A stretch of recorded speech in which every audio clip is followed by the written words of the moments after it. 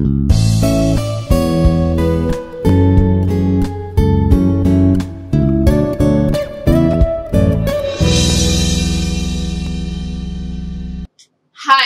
I'm Shireesha from Master of Business Administration, Institute of Aeronautical Engineering.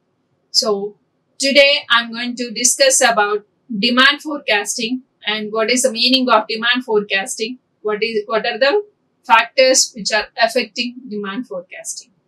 So, coming to demand forecasting. So, what is demand? We already know what is demand. That is willingness to pay, ability to buy, and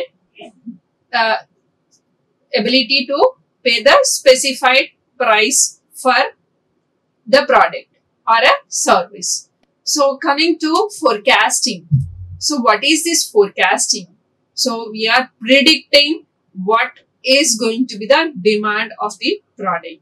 So when in economics, so the first step is all about consumption loss. So in consumption loss, demand analysis is a basic law, right? So our law of diminishing marginal utility is one of the consumption law. So now here, first a manufacturer is going to know what are the consumption laws, how the demand can be created, what is law of demand, and how the product is going to be produced, and how much products he need to be produced has to be known or has to be predicted by a manufacturer. By studying this consumption laws, he can just predict what can be the demand for his product or service, whatever he is manufacturing. Okay, so now coming to this forecasting. Here, forecasting of demand. We are talking with demand forecast. We are talking on demand forecasting. So, demand forecasting is a process of identifying or predicting the demand of the product of an organization at a specified time in the future course. Okay, that is what is demand forecasting. We are just analyzing what can be the demand of the product of a given at a given organization at a given time. So that is what is demand forecasting. Now coming to what are the steps in demand forecasting. So very first step is what is the nature of forecast, what type of forecast we are going to look for. Is it qualitative forecast or quantitative forecast? Are we going to take the survey from the people and knowing what can be the demand, or we can just apply certain statistical methods to estimate the demand? So it can be anyways. So what type of forecast we are going to take before we start before we go with demand forecasting? And what type of a product, what is the nature of product? So is it consumable product or is it a durable product? So what kind of product we are going to take for demand forecasting? So that is the second step. And next we need to identify what are the determinants of demand. So for a given particular product. So we already discussed what are the determinants of demand, right?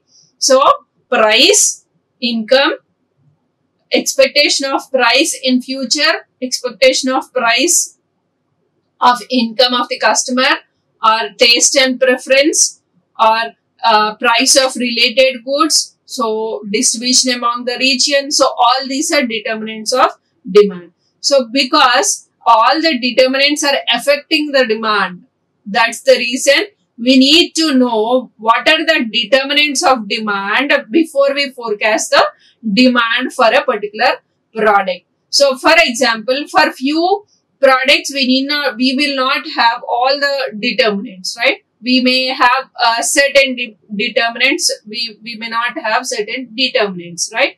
So that's the reason what type of determinants are associated with the product which we have chosen. And then we need to analyze what are the factors involved in all these basic steps. That is, what is the nature of forecast we are going to consider, and what is the nature of product we are picking up, and then what are the demand determinants for that particular product. And then based on all these, we are going to analyze analyze the factors and choose a particular technique, which particular technique is going to be more useful or more or apt for that particular product we need to choose, and then finally test with the product whether we are going to the demand forecasting is going to be proper or not. So for example, we can take, like, sometimes we used to see like some free samples will be distributed to us, right? When we visit some malls and all, they just give their free samples, right? So we need to use that free sample, and then we need to like give our perception of that particular product later, so that they'll be estimating, manufacturers will be estimating the like manufacturers are going to estimate what is the price or what is the demand condition in the market. So this is one type of technique. So here, before launching a new product, they can just test in the market and just find out what can be the demand. So this is also a one type of forecasting method. So which type of technique is more apt for that particular product has to be decided, and then it has to be sent for testing. How accurately this forecasting method is helping us in finding the demand or in estimating the demand. So these are all the steps of demand forecasting. And let's know what is the importance of demand forecasting. So first one is, here we will be knowing how much we need to produce. As a manufacturer, he must know how much he need to produce the products. Okay, he should know. He just cannot acquire a lot of raw material and put it into machines and get the output and put it in the market without knowing the market condition, without knowing the demand forecasting. He cannot just go with the production at all. So that's the reason, first he must estimate what is the demand in the market for his product, and then he is going to start his production, so that it goes, it equates demand with supply. So producing the desired output. And the next one is assessing the probable demand. So here we can assume, or we can assess exactly what is the demand of the market, and we are going to associate with the required demand, and as a manufacturer he can assess what is the demand in the market, and he can go with his production. And the next one is forecasting sales figures. So what is the sales figure? How much he need to sell, how much he need to store. So for example, now there is a shortage of a vaccine, COVID vaccine, right? So here there is more demand and supply is less at this moment. So when we go back to April, so how much is the demand for any of the vaccines, and how much is the supply? So in the month of March, actually, relatively, the supply was good, but demand is not there, because there is no awareness, much awareness about the vaccine and all. But now all the people are running around to get the vaccine, but they are unable to get because companies are not in a position to meet the demand condition in the market. So here, how much they can sell, how much they can produce, all this matters a lot. So they need to estimate the demand and go with the production process. And not only estimating the sales figures. They can also control the inventory, how much inventory they need to procure from outside, or how much raw material they require, so that when they are going to reorder the raw material. So just simply any manufacturer cannot manufacture goods, right? He require what? He require raw materials. So that raw material he need to buy from his vendor, and then he is going to make it as a finished product and sell it in the market. So here, how much raw material he need to store in the market to meet the demand conditions in the market. So that he must estimate. So that can be estimated only through demand forecasting. So that's the reason it is also one of the important, it is also one of the significant point of demand forecasting. So that here the raw material, whatever he is procuring, when he need to reorder that raw material, so when he need to so that he is going to have full control on the inventory, that is raw material which he has. Inventory does not mean only just raw material. It can be raw material, that is input or work in progress, and output also. Okay. So how this inventory is going to be controlled through demand forecasting.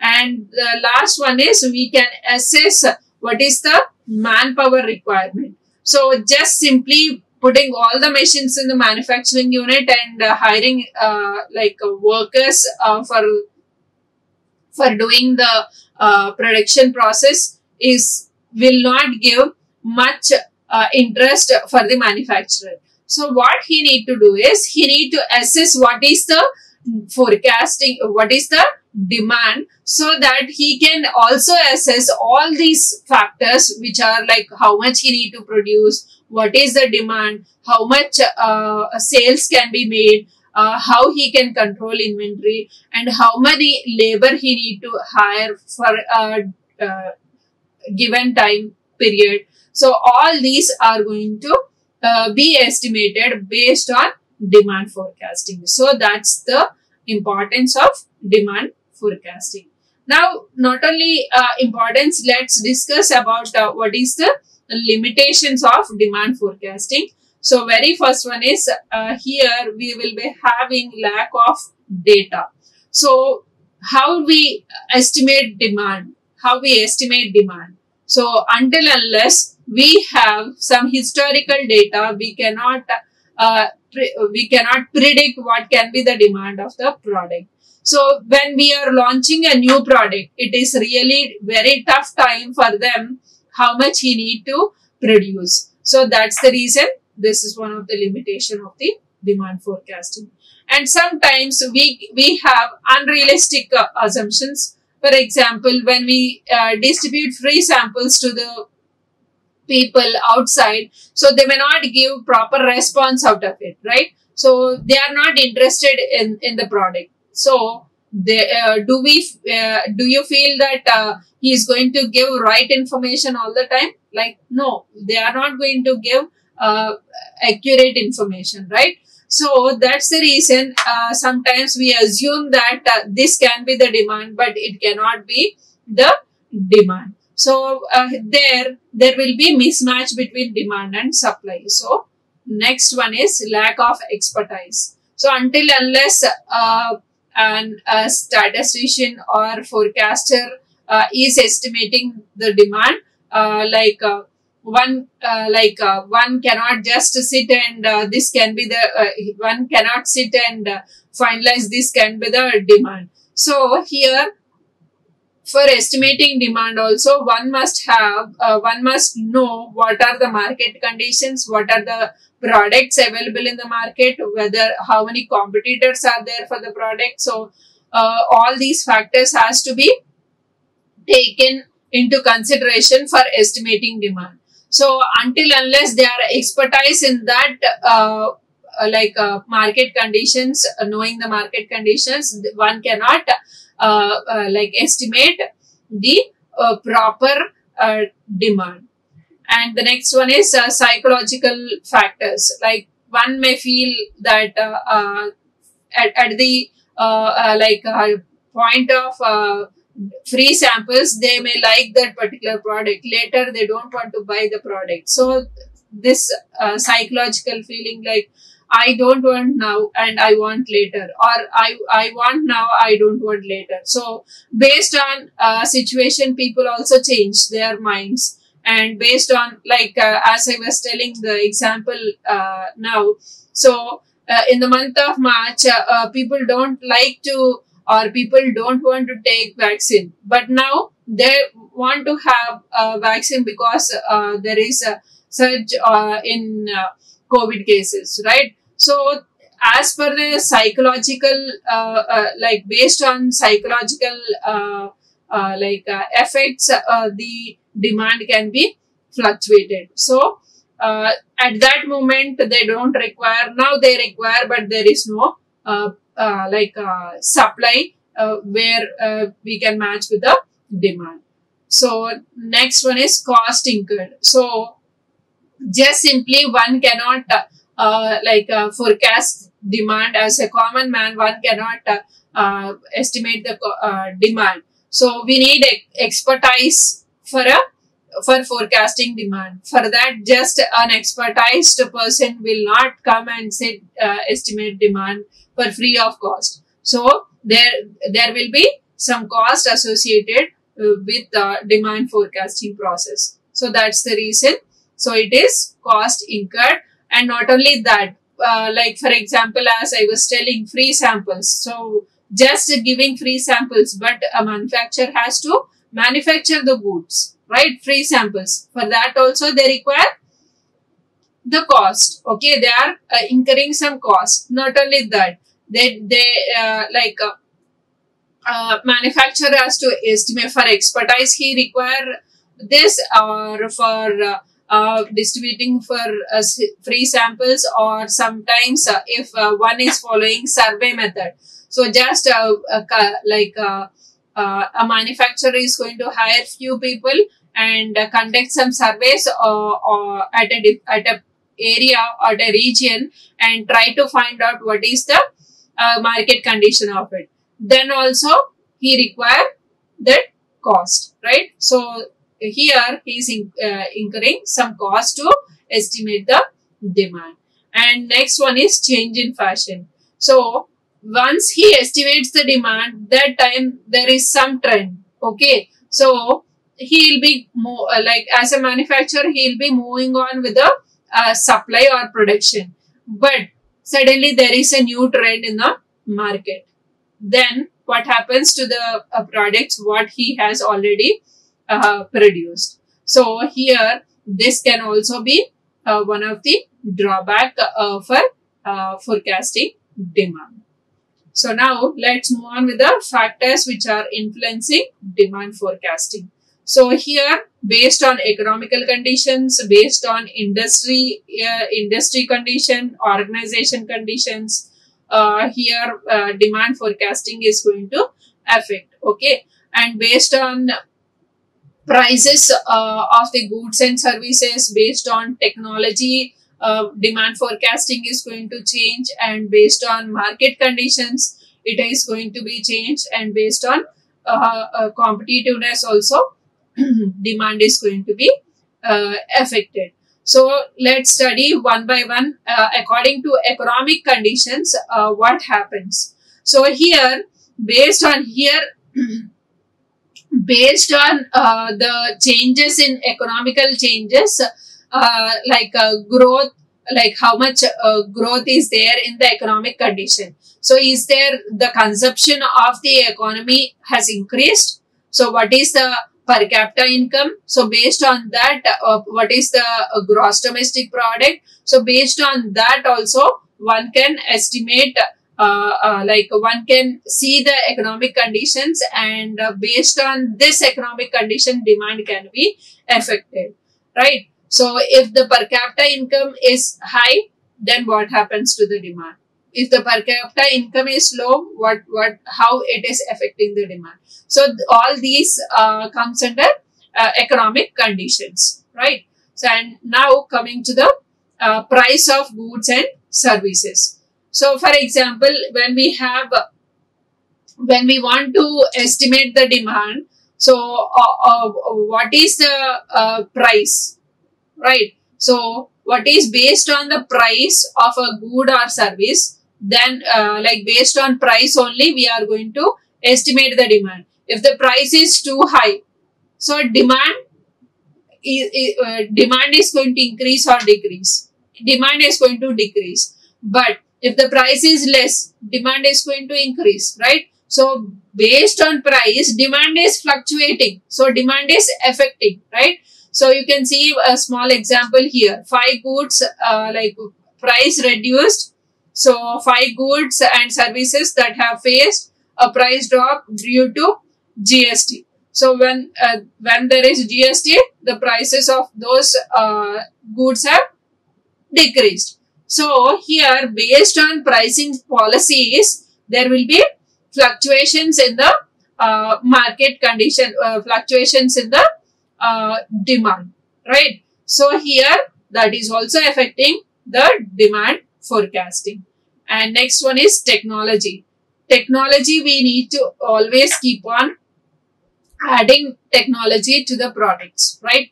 So because that has become the trend of the market now. So because of that, there will be lot of changes in the technology, right? So all this technology has to be updated. Until unless technology is updated, people are not liking to buy those products, right? So that's the reason here it is very important that technology to be adopted, taking new advancements in technology into consideration, so that the demand can be maintained or the product can sustain for longer duration in the market. So here again, based on technology also, demand is going to affect. So now coming to the next one, that is market condition. So what is the perception of the customer, what he is feeling, how the product has to be designed. So based on the expectations and based on the taste and preference of the customer, product has to be changed. So based on market conditions, like what is the price of the good, what is the customer perception, what is the fashion, or what is the trend in the market. So based on all these parameters also, demand is going to be fluctuated. So coming to the next one, competitive condition. So how my competitor is working on, and what is the